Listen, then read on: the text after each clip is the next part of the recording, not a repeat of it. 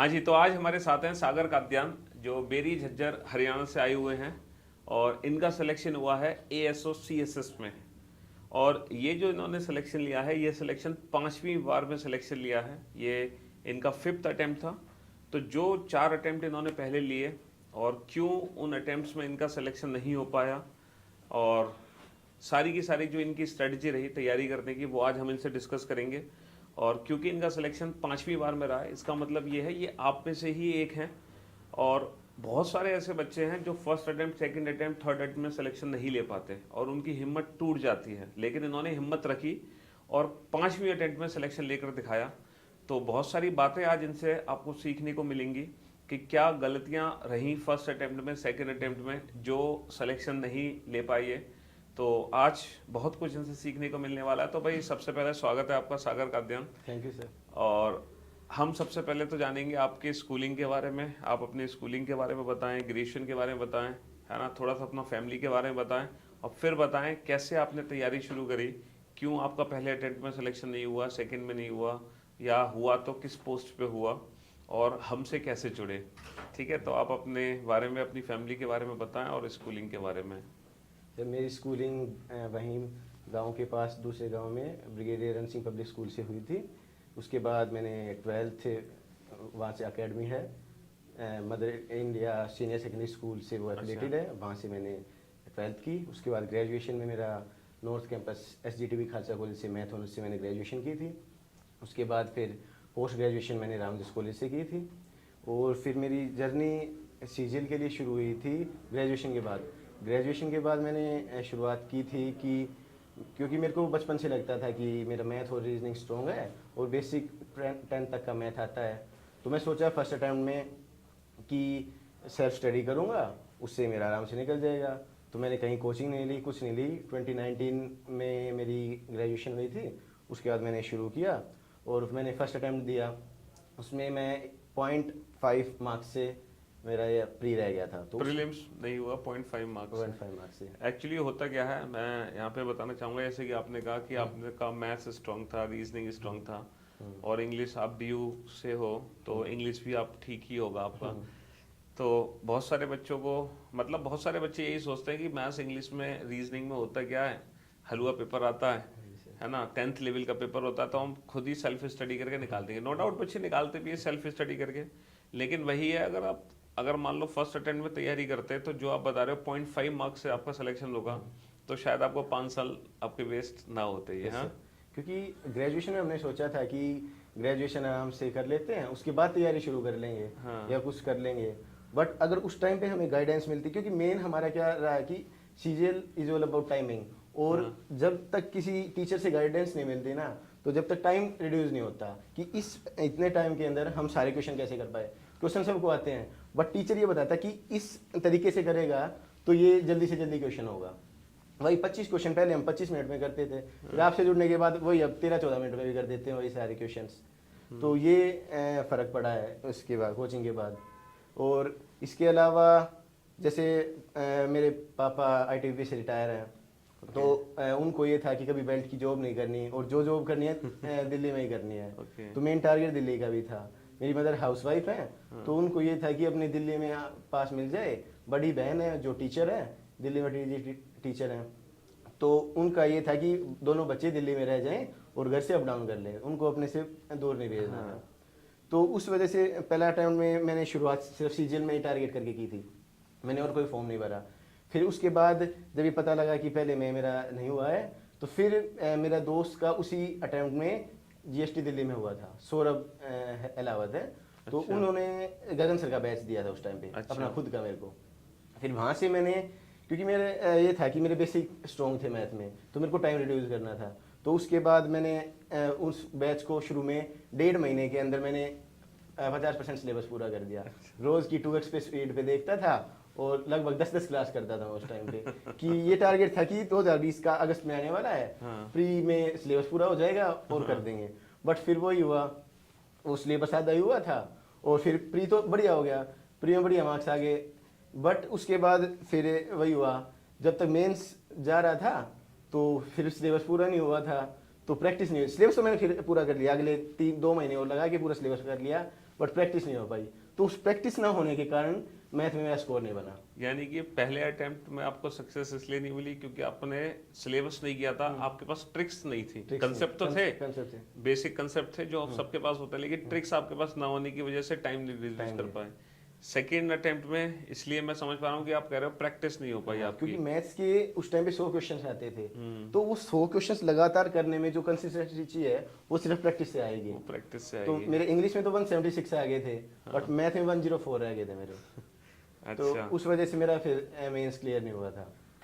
फिर तीसरे अटेम्प्ट में जाके उस टाइम ये भी हुआ था, सेकंड में मेरी बहन की शादी थी, तो उससे जस्ट 10 दिन पहले मेरा पेपर था। अच्छा, तो उस वजह से मेरा थोड़े बीच में थोड़ा शादी में डिस्टरबेंस हुआ था। और जो मेरा सेंटर था सिर्फ वही था पूरे इंडिया में जो मेरिट सेंटर आया था जिसका पेपर कैंसिल हुआ था वो लेट हुआ, तो उसकी वजह से भी डिस्टरबेंस हुआ था। ओके। तो बाद में हुआ। फिर उसके बाद तीसरे अटेम्प्ट में मेरा सिलेबस बढ़िया हो गया था, प्रैक्टिस भी मैंने पूरी कर ली थी, पिनेकल से प्रैक्टिस की थी मैंने, जैसे PYQ से।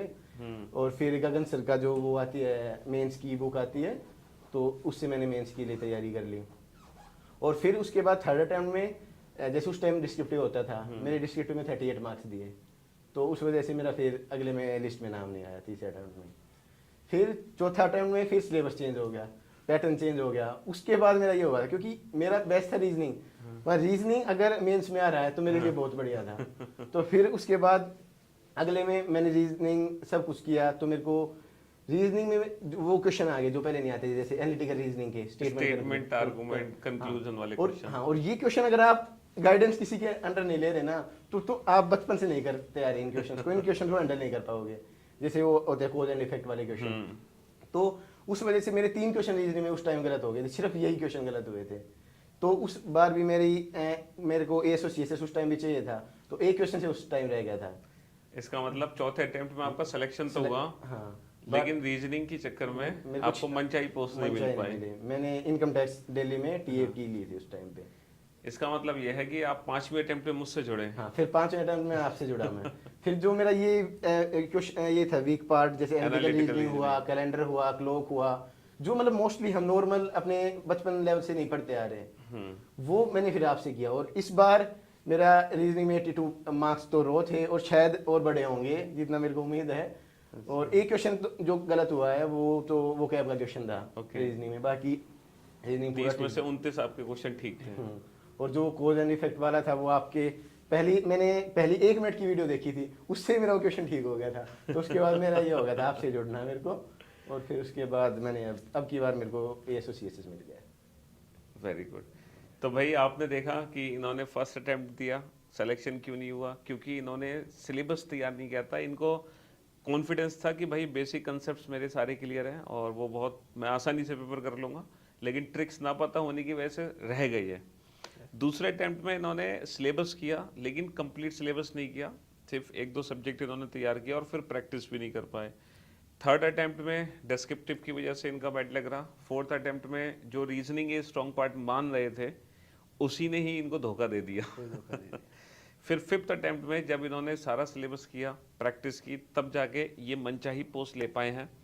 तो भाई मेरे अकॉर्डिंग तो कहना यही है, और हम कहते भी हैं कि सबसे पहले सिलेबस कंप्लीट करो अपना। आप किसी भी एग्जाम की तैयारी करो, सिलेबस कंप्लीट करना बहुत ज़रूरी है। अगर आप सिलेबस नहीं करोगे तो सिलेक्शन नहीं होना। हो भी सकता है सिलेक्शन बाई लक, लेकिन ज़रूरी है पहले सिलेबस करो, उसके बाद प्रैक्टिस करो, और प्रैक्टिस ज़्यादा फोकस रखनी चाहिए प्रीवियस ईयर क्वेश्चंस की।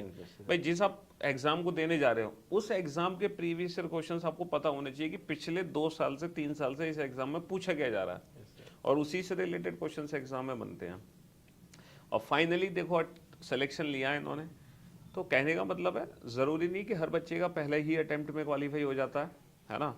तो आपको पेशेंस रखना पड़ेगा अगर लाइफ में कुछ हासिल करना। अगर आपको अपने ड्रीम, अपने मनचाही पोस्ट चाहिए, तो पेशेंस बहुत ज़रूरी है। 5वां अटेम्प्ट लगा, 5वीं बार, 4 बार सक्सेस, 3 बार तो बिल्कुल ही सक्सेस इनको नहीं मिली, चौथी बार मिली लेकिन मनचाही पोस्ट नहीं मिली, और फिफ्थ अटेम्प्ट में जाके इनका सिलेक्शन हुआ। तो पिछले 5-6 साल का इनका स्ट्रगल रहा, बट पेशेंस के साथ ये तैयारी करते रहे और फाइनली सेलेक्ट होकर आपके सामने है। बाकी अगर आप कुछ बच्चों को टिप्स देना चाहोगे, कुछ की पॉइंट्स, छोटी छोटी टिप्स अपनी तरफ से कुछ गाइडेंस बच्चों को देनी, तो आप दे सकते हैं। सर जैसे सबसे इम्पोर्टेंट है, एक तो कंसिस्टेंसी रखनी पड़ेगी।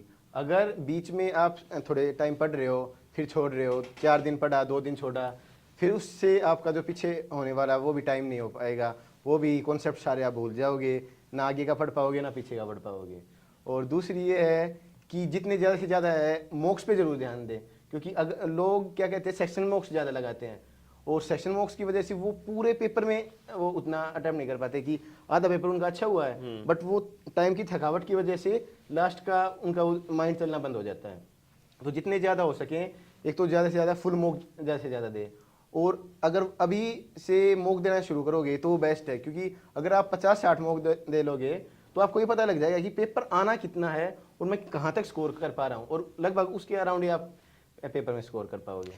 एक बात सागर ने बहुत अच्छी कही कि आप कंप्लीट मॉक की प्रैक्टिस करें। बच्चे क्या करते हैं, सिर्फ मैथ्स की प्रैक्टिस कर रहे हैं या सिर्फ रीजनिंग की प्रैक्टिस कर रहे हैं या इंग्लिश की, तो होता क्या है कि जब एग्जाम में हम जाते हैं ना तो हमें वहाँ सारा पेपर एक साथ देना होता है। अगर आप मान लो रेगुलर रीजनिंग की प्रैक्टिस करके जा रहे हो तो आपका जो मेंटल लेवल होगा ना वहाँ पे सिर्फ रीजनिंग के लिए ही काम करेगा माइंड, और फिर आप थकावट, जैसे आपने कहा बिल्कुल सही कहा कि भाई हम अपने शरीर को जैसे ढाल लेते हैं, जिस पोस्चर में ढाल लेते हैं वो उसी तरीके से वर्क करता है। तो हम पहले से तैयार होने चाहिए चारों सब्जेक्ट का एक साथ मॉक देने के लिए, ताकि एग्जाम में हमें वो बर्डन फील ना हो, वो थकावट फील ना हो। ये बिल्कुल सही कहा आपने। तो भाई बहुत बहुत आपका थैंक यू बच्चों को गाइडेंस देने के लिए। मैं उम्मीद करता हूँ कि ज़रूर आपसे बच्चे कुछ ना कुछ ज़रूर सीखेंगे। और एक बात और, जैसे मैंने अभी पिछला अटेम्प्ट था तो मेरा ASO निकलने वाला था, तो उस टाइम मैंने अपना गाइडेंस के लिए चैनल भी ओपन किया था यूट्यूब पे ही, तो फिर मेरा ASO नहीं मिला था, तो उस टाइम मैंने स्टॉप कर दिया था। मैं ये रैंक वगैरह मतलब ये बताता था, एनालिसिस करता था और गाइडेंस देना शुरू किया था। तो अब सोच रहा हूँ दोबारा फिर शुरू कर लूँ उसको। चलो भाई, तो भाई आप सागर से जरूर जुड़े, क्योंकि जो सिलेक्टेड कैंडिडेट्स होते हैं वो कहीं ना कहीं आपके जो हमारे सीनियर्स होते हैं वो हमारी राह में बहुत मददगार होते हैं, क्योंकि वो उस ट्रैक को फॉलो करके आ चुके होते हैं। जिस आप ट्रैक पे चल रहे हो वो उसको पूरा कर चुके हैं, तो इनको पता है कि कहाँ हर्डल्स आने वाले हैं, कहाँ ब्रेकर्स हैं। तो आप इनसे जरूर जुड़े। Okay, thank you. Thank you sir.